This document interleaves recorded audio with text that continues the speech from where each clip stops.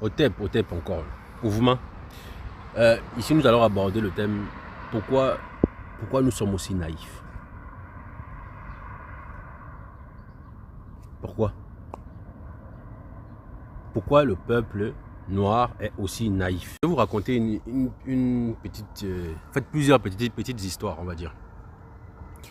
La première, en fait, je connais une sœur au pays qui est, elle est chercheuse en fait en médecine.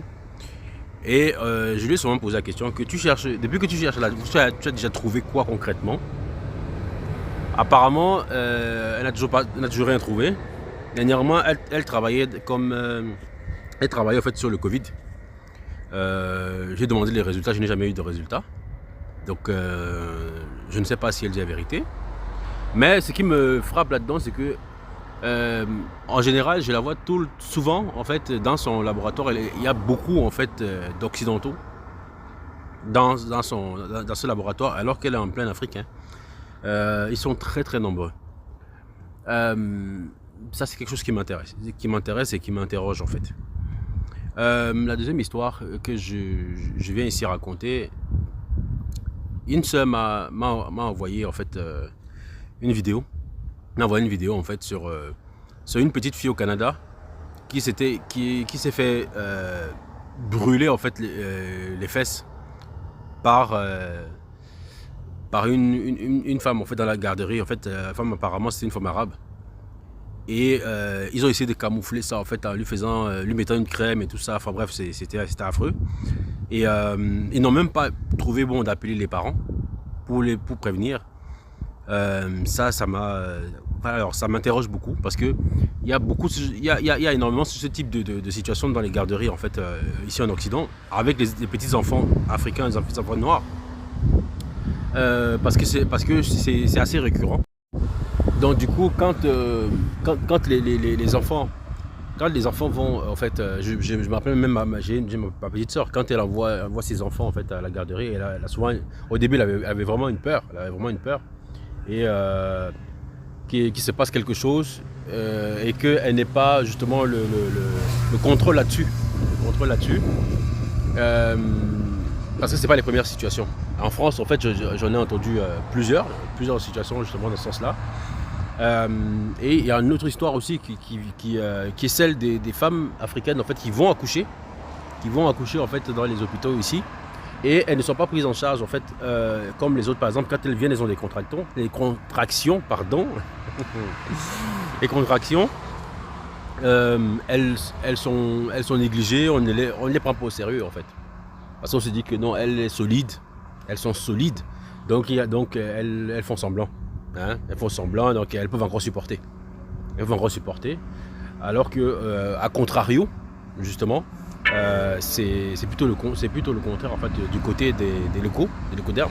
Quand elles arrivent, on est beaucoup plus doux avec elles parce qu'on estime qu'elles sont plus fragiles, elles sont plus voilà, ouais, elles sont plus fragiles quoi. Et ça c'est encore une autre situation parce que je vous expose comme ça des situations pour qu'on puisse en parler en fait. Hein. Pourquoi on puisse en parler? Parce que ça interroge. Ça interroge parce qu'il faudrait qu'on puisse. Je suis en train de me faire attaquer par une. Je sais pas si c'est une mouche.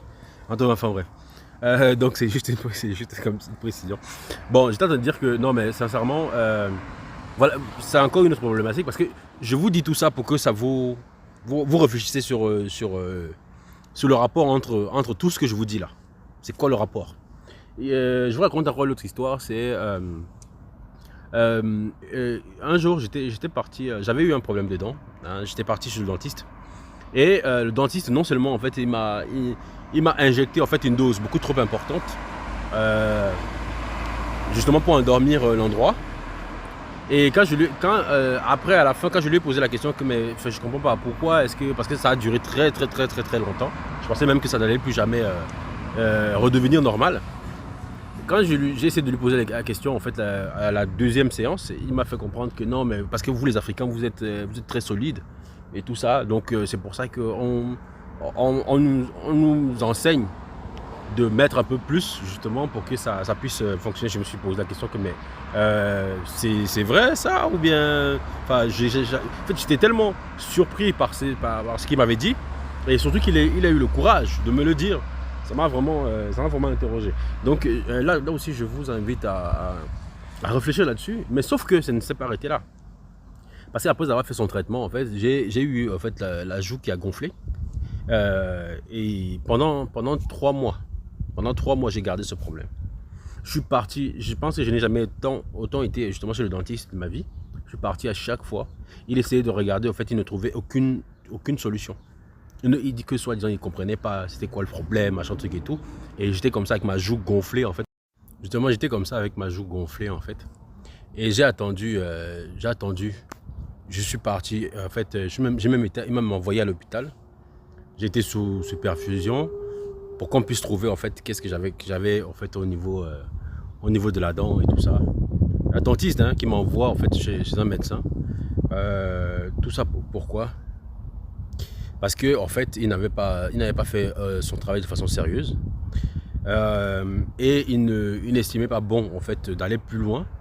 Et il restait uniquement focalisé sur ce que j'allais payer parce qu'il ne fallait pas que il en fasse plus pour que je n'ai pas, je sais pas, pour qu'il ne se fasse pas avoir tout simplement. Donc du coup, ça c'est quelque chose qui m'a beaucoup marqué en fait cette situation là. Il y a également en fait une autre histoire que je vais vous raconter en fait.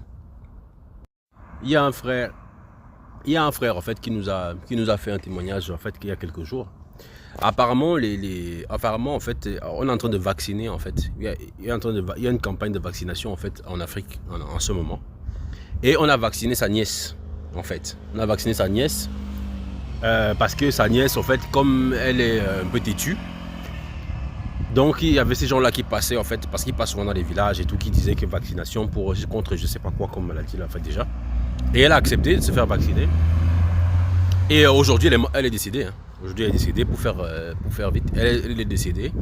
Et le gars, en fait, est en train de sensibiliser que vraiment, il faut qu'on refuse il faut que les gens, en fait, sur le continent, refusent, en fait, la vaccination qui a lieu actuellement.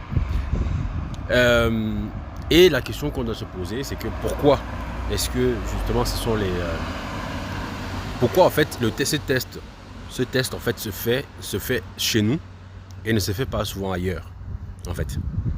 Pourquoi ceux qui sont en fait en Occident, il n'y a pas de campagne de vaccination en fait. Mais il y a que chez nous qu'on fait des campagnes de vaccination. C'est là que c'est encore une autre histoire que je raconte pour qu'on puisse continuer dans la réflexion. Il y a une sœur qui m'a raconté en fait il y a quelques jours qu'il y avait une de ses amies qui avait justement sa petite sœur qui cherchait un mari. Et elle est tombée sur un Français, disons-le, et qui habitait dans une campagne. Donc, et qui était prêt à l'épouser. Le mariage s'est fait, le mariage s'est bien passé et tout ça, et la fille a commencé à vivre avec lui en fait en campagne. Mais sauf que cette jeune fille, parce qu'elle était très jeune, elle a commencé à faire des travaux qu'elle ne faisait même pas quand elle était dans son pays. C'est-à-dire qu'elle travaillait à la ferme, consort et tout. Bon, tout le monde trouvait ça bizarre. Quand on essayait de lui poser la question, qu'est-ce que c'est vraiment la vie que tu veux avoir? Elle répondait à ses sœurs que non, mais en fait, vous êtes jalouse, vous voulez gâcher mon mariage, machin, truc et tout.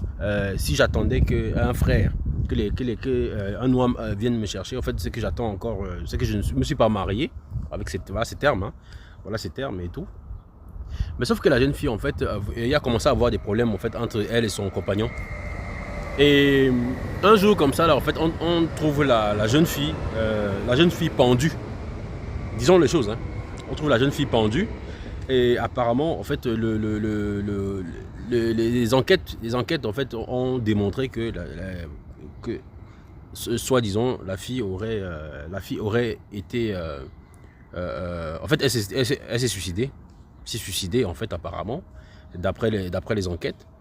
Mais sauf que ce que j'ai oublié de préciser, c'est que la fille en fait était tombée malade et on a mis ça comme prétexte du suicide de la fille en question. Donc elle se serait suicidée parce que elle était malade. Mais sauf que Sauf que ceux qui connaissent, qui connaissent un peu les rapports que cette fille avait avec son mari, apparemment ça n'allait pas bien. Ça n'allait pas bien entre eux. Et tout le monde, même dans son village, en fait, on soupçonne plutôt que c'est ce monsieur en fait, qui aurait en fait, pendu cette jeune fille. Donc voilà un peu l'histoire toute la famille de la fille est convaincue que c'est ce monsieur qui a tué en fait cette fille. Et c'est apparemment pour eux, les enquêtes en fait ont été bâclées parce que justement c'était une fille noire. Donc je vous raconte encore une autre histoire. Vous allez me demander que c'est quoi le rapport entre toutes ces histoires. Donc le rapport entre toutes ces histoires en fait c'est que nous les Africains nous avons trop tendance en fait à faire confiance aux autres, aveuglément. Et nous avons tendance à très difficilement se faire confiance à nous-mêmes ou à nos semblables. Et c'est ça justement, voilà les conséquences. Les conséquences en fait du fait qu'on a du mal à faire confiance à nos propres frères, à nos semblables. Parce que en fait il y a quelque chose qui est vraiment étrange chez nous, c'est que en médecine par exemple, tout le monde aujourd'hui sait que la médecine en fait africaine est une médecine en fait qui ne soigne pas que en fait les symptômes, ça soigne en fait même l'intérieur des êtres. C'est une des médecines les plus efficaces qui existent, mais les Africains préfèrent aller se faire vacciner, ils préfèrent aller prendre des médicaments qui vont aller ronger en fait le ventre qu'on sort et tout, parce que justement ils refusent de faire confiance en fait à leurs propres frères. C'est la même chose en amour. Les Africains sont convaincus que les autres sont toujours meilleurs que eux dans les relations.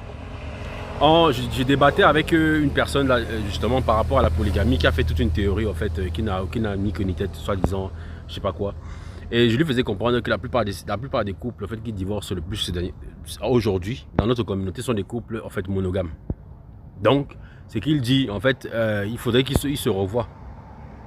Pourquoi est-ce qu'il veut absolument combattre ça? Parce que ce sont des valeurs africaines et il faudrait adopter les valeurs occidentales parce que d'après lui c'est ça qui est mieux. Et c'est ce qui nous tue en fait. C'est ce qui nous tue. Dans ce que je disais par rapport à la petite fille qui s'est fait brûler en fait les fesses, qui s'est fait brûler les fesses justement au Canada, dans une crèche, je ne sais pas si je l'ai précisé, c'est justement ça, c'est que nous avons du mal en fait à avoir un fonctionnement communautaire dans notre fonctionnement en fait. Parce que quand on arrive, on veut absolument que nos enfants en fait se mélangent avec les autres parce que d'après nous, c'est ce qu'il y a de mieux. Mais quand ce sont les juifs qui le font, il n'y a pas de problème. Tout le monde trouve ça normal. Trouve que non, c'est normal et tout. Mais quand c'est nous avons le besoin, c'est ce besoin en fait d'appartenir en fait à un groupe dominant, à un groupe qui nous domine. Nous avons besoin que nos enfants en fait parlent avec l'accent européen. Donc il faut impérativement, nous avons impérativement par exemple, il y a des choses que je n'ai même pas envie de dire parce que je vais m'attirer des problèmes. Mais quand je vois dans mon entourage en fait par exemple qu'il y a des petits enfants noirs qui passent toute leur journée à regarder des dessins animés où il n'y a aucun noir dans le dessin animé, où on véhicule uniquement que des valeurs qui ne sont pas africaines. Vous voulez quoi comme résultat derrière? Vous voulez quoi comme résultat derrière? Donc, en fait, vraiment, s'il y a une interrogation que je vous fais, parce que moi, ici, le but, c'est d'abord toujours d'interroger. On va commencer à apporter des solutions après. C'est que quand vous faites ça, vous vous attendez à quoi, en fait? Moi, j'aimerais bien comprendre. Donc, j'attends vos réponses, j'attends j'attends que vous me disiez, en fait, justement qu'est-ce que vous en pensez par rapport à toutes ces histoires-là. Parce que à ce rythme, en fait, on va passer tout notre temps, toute notre vie à nous plaindre. Toute notre vie à nous plaindre. Mais ça ne va rien changer. Factuellement, si nous ne mettons pas en place, en fait, des structures communautaires. Je ne sais pas pourquoi ce mot communautaire, en fait, chez nous, fait peur. Et que les autres vivent en communauté, tout le temps. C'est même leur fort. Excusez-moi, je suis dehors. Je préfère toujours faire mes vidéos dehors parce que c'est plus simple. Mais Les autres vivent en communauté tout le temps, mais ça ne pose aucun problème. Mais nous, en fait, on dirait qu'on a peur de ce mot. Faites un peu, faites l'expérience. Faites l'expérience. Allez dans votre famille ou bien entre vos groupes d'amis. Dites que faisons quelque chose de communauté entre nous. Vraiment qu'on ne met personne d'autre. Vous allez voir ce qu'on va vous dire. Faites l'expérience, vous allez venir me dire. Donc, je vous attends dans les commentaires. Abonnez-vous. Ça ne coûte rien, c'est gratuit. Et partagez. Au TEP.